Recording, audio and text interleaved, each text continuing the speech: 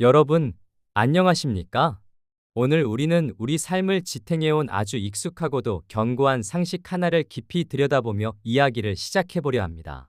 우리는 평생 착하게 살아야 복을 받는다. 정직해야 하늘이 돕고 사람들에게 인정받는다는 말을 철칙처럼 믿으며 살아왔습니다.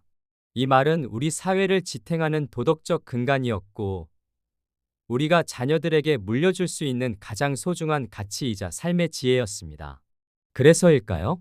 우리는 조금만 실수해도 혹은 가슴 깊은 곳에 숨겨두었던 과거의 부끄러운 기억이 문득 떠오를 때마다 나 같은 사람이 어떻게 사랑받을 수 있을까?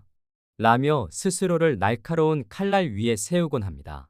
특히 지난날을 가만히 돌아볼 때면 우리는 화려했던 훈장보다 지우고 싶은 얼룩진 기억들에 더 집중하며 자책감이라는 무거운 돌덩이에 눌려 지내곤 합니다. 하지만 오늘 우리가 함께 나눌 이야기는 인류 역사상 가장 위대한 신앙의 인물이라 불리는 아브라함과 에스겔의 삶을 통해 우리가 가진 이 도덕적 고정관념을 완전히 뒤흔들어 놓을 것입니다. 오늘 우리가 볼 성경 말씀은 에스겔서 36장과 37장입니다. 제가 성경 중에서 참 좋아하고 소중하게 여기는 말씀입니다. 먼저 36장 17절부터 문맥을 이해하며 따라가 보겠습니다. 하나님께서는 에스겔을 인자야라고 부르십니다. 이 인자야라는 부름은 아주 친밀하면서도 만만하게 야 이놈아 라고 부르시는 것과 같은 느낌입니다. 지금 에스겔은 어디에 있습니까? 그는 바벨론의 포로로 잡혀와 있습니다. 그는 고국 땅이 아닌 이방 나라의 차가운 땅에서 이 환상을 보고 하나님의 말씀을 기록하고 있습니다. 여기서 우리가 꼭 이해해야 할 사실이 있습니다.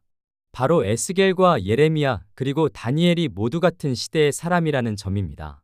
우리는 보통 성경 기록 순서 때문에 이들이 서로 다른 시대에 살았다고 생각하기 쉽지만 이들은 동시대를 살았던 믿음의 동역자들입니다.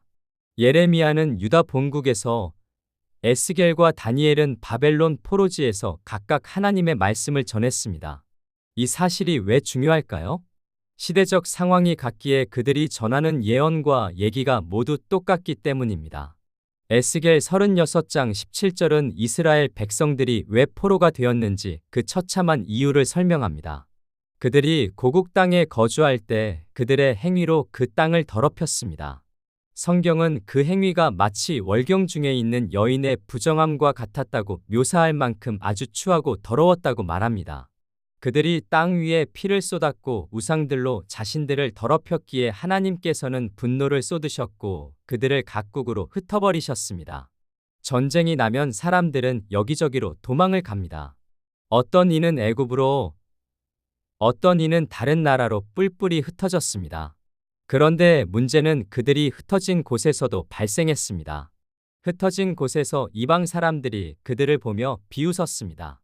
이들이 여호와의 백성이라더니 하나님을 믿어도 별 수 없네?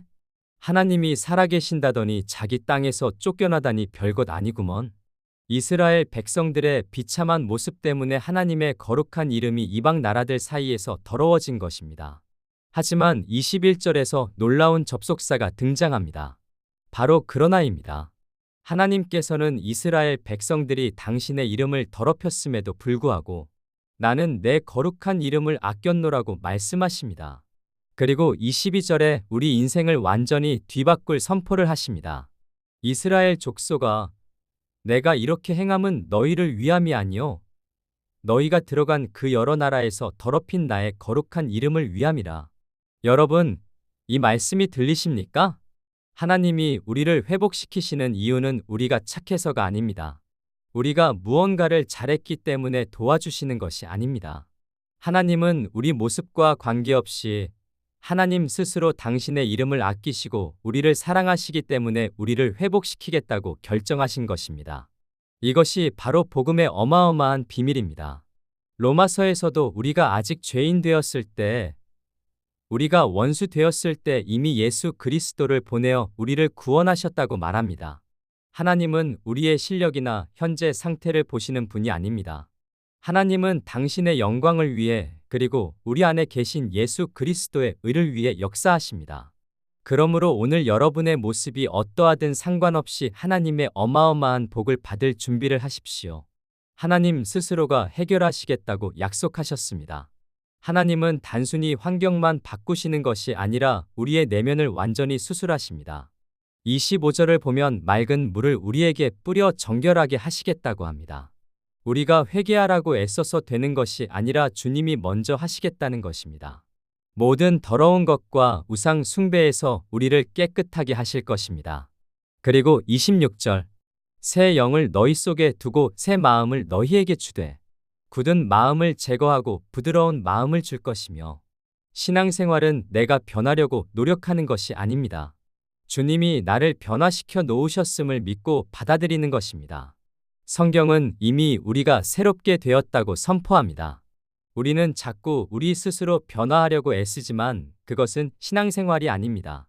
하나님이 주신 새 영, 즉 성령님이 우리 안에 들어오셔서 우리를 이끌어 가시는 것입니다. 성령의 터치가 있으면 전에는 주일날 놀러 가는 것이 좋았지만 이제는 주님 앞에 나오는 것이 더 즐거워집니다.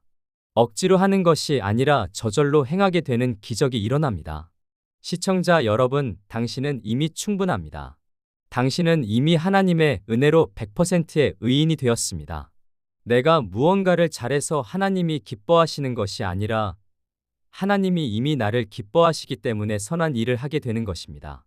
이 순서가 바로 잡히면 신앙은 짐이 아니라 자유가 되고 축복이 됩니다. 이 모든 회복의 약속이 실제 삶에서 어떻게 기적으로 나타나는지, 마른 뼈들이 어떻게 군대가 되는지, 그리고 대언의 능력이 무엇인지 아주 깊이 있게 다루겠습니다. 하나님은 지금 여러분의 삶이라는 거대한 무대에서 자유롭게 일하기 시작하셨습니다.